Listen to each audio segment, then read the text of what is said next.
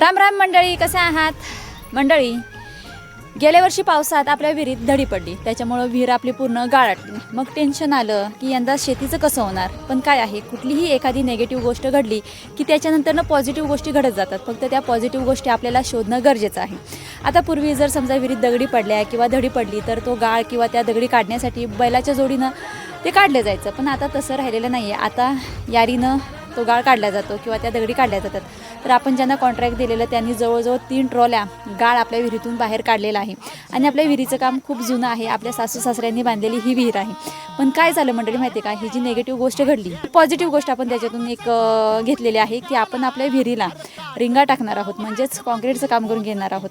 तर मंडळी कसं आहे, परिस्थिती कशी असो, कितीही मोठी समस्या असो, पण त्या समस्येला सामोरे जायचं, त्या परिस्थितीशी लढायचं. कारण आपण शेतकरी आहोत. लढायचं शेवटच्या श्वासापर्यंत.